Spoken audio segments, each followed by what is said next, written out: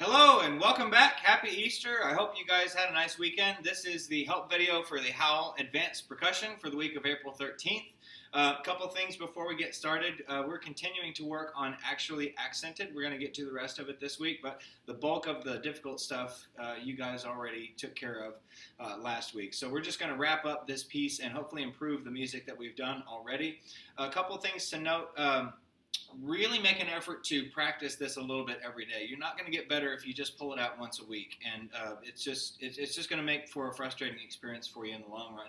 If you can pick a practice routine that you can keep steady with and do a little bit every day, you're going to be much happier playing this music in the long run. And always practice with the metronome. So we're going to get started. I'd like to play through this for you at performance tempo. I'll do it at 86.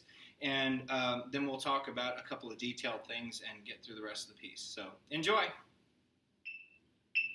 1, 2, 3, 4.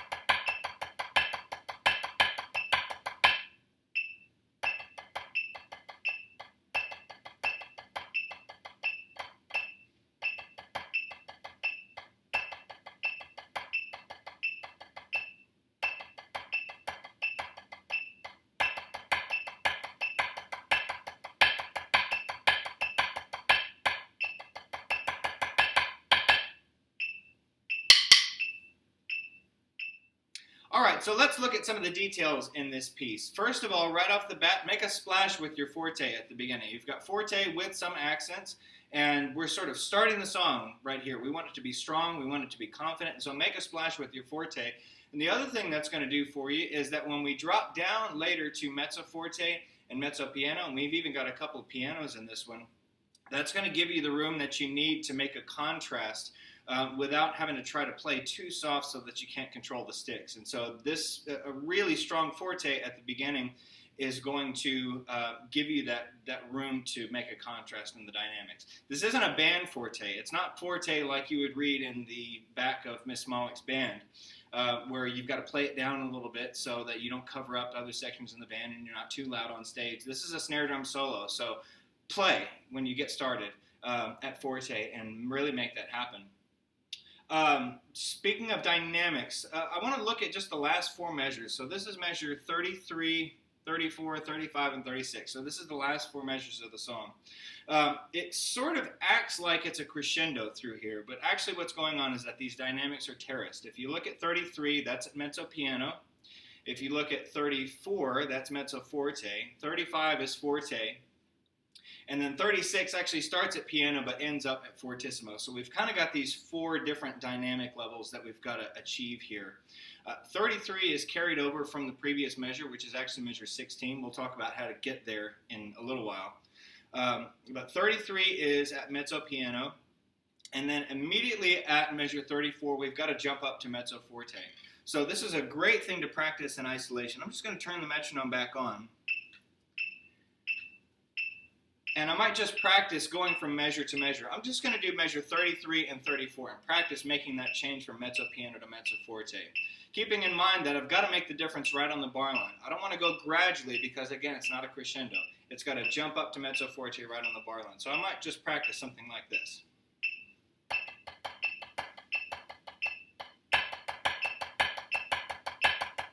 So I probably overshot it just a little bit there, but you see the idea. You want to make the contrast right on the bar line. And I might do the same thing going from 34 into 35 and just practice that mezzo forte up to forte.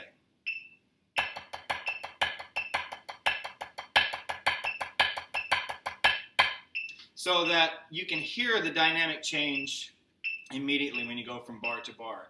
And then eventually you'll be able to put the whole thing together so that you can hear each dynamic. Almost like if I was sitting in the audience listening to you play, I could write down the dynamics per measure that you're playing. That's the type of accuracy that you're going for. So the whole section is going to sound like this.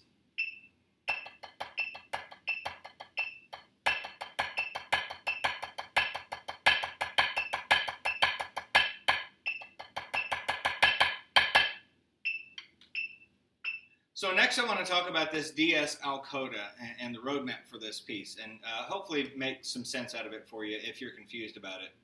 So what a coda is an ending. I mean, anytime you see the word coda, that means that it's an ending. And so the rest of this business is just telling you how to get there. So I'm going through the piece, I'm playing everything through. I play through letter A, play through letter B, play through letter C. When I get to measure 32, this is the first time something happens with the roadmap. It says DS al coda. DS stands for del segno, from the sign, which is at letter B. That's that squiggly looking percent sign thing back at letter B. So from measure 32, where it says DS al coda, I go back to letter B. I'm playing letter B. I'm going through measure 14, 15, measure 16. After measure 16, I have that 0 with the cross through it. That's the sign for the coda. Okay? And at that point, I go to measure 33, which is the coda, the ending. So at measure 33, I'm all good, and I play the ending there. So DS from the sign, al coda, to the coda. So you're going back to letter B, playing up to the coda sign, which is at the beginning of measure 17, and then you jump to 33. So again, let me go through this, and hopefully it will make more sense. I've started from the beginning. I'm playing through, going to letter A. Here's letter B, here's letter C, blah, blah, blah, blah, blah, and here's measure 32. After measure 32, DS from the sign, back to letter B, which is where the sign is. I do measure 13, measure 14, 15, 16. After measure 16, I take the sign that takes me to the coda, measure 33 to the end. So that's the way the roadmap works on this song. Okay, the next thing I want to talk about is the double strokes. Okay, I know some of you guys are kind of nervous about playing double strokes. The truth is, it takes a little while to get used to playing double strokes well. This isn't something that happens overnight. Again, this is something you need to practice a little bit every day. The more you practice it, the better you're going to get at it. So the biggest problem I hear with people that are playing double stroke rolls for the first time is this. This is what I hear a lot of. Okay, so how do we fix that? Well, first of all, that sound is coming from just using the fulcrum, okay? We've got a lot of emphasis on the fulcrum in 6th and 7th grade especially, and there's a reason for that, but this is still an important part of the hand where the thumb and the index finger come together. But now we've got to start to use some finesse and involving the other fingers. So if I'm just using the fulcrum, if I'm basically the other 3 fingers are doing nothing, and I'm just using the thumb and the index finger, this is what happens. And you notice the second note is not nearly as strong as the first note, and the goal is to make them as close as possible so that it sounds like even 16th notes or whatever the rhythm happens to be that you're playing. In this case, it's 32nd notes. So how do we do that? I'm going to engage the middle finger and the ring finger.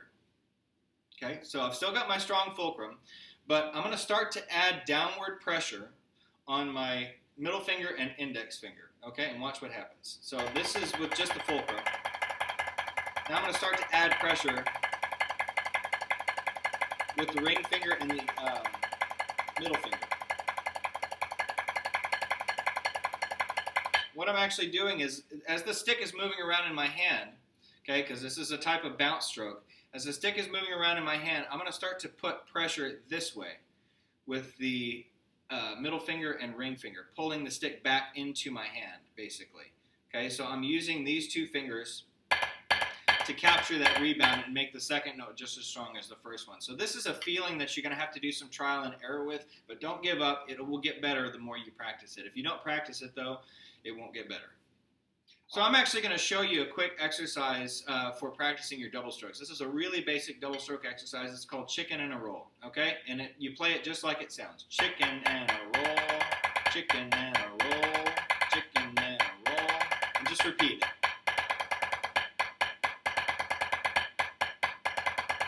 Start with a comfortable dynamic and a comfortable tempo, and as you get more comfortable with it, you can move the tempo around and you can move the dynamics around. Okay, last thing, the measure 22 and 24 real quick. The rudiments here are called paradiddles, and they get their name from how they sound. Paradiddle. So in beat 4 of measure 22 and in beat 3 of measure 24, we've got paradiddles here. So pay close attention to the sticking. You want it to sound like you're just doing it with straight sticking, but we're not using straight sticking. We're using a paradiddle to change the next accent over to the other hand. If it was straight sticking, then the accent would always end up on the right hand. So we use paradiddles a lot in the rudimental style, so it's an important rudiment to get comfortable with. And it comes in handy not just with rudimental stuff like drumline stuff, but when you play timpani, when you play mallets, it's good to be able to switch all these stickings around and have the kind of control that you need. So paradiddles are really foundational rudiments, and you're going to use them in all kinds of percussion, not just with snare drum and rudimental drumming. So, okay, I think that's about it for this one. Please let me know if you have questions. Good luck on your assignments, and I can't wait to hear you play this solo.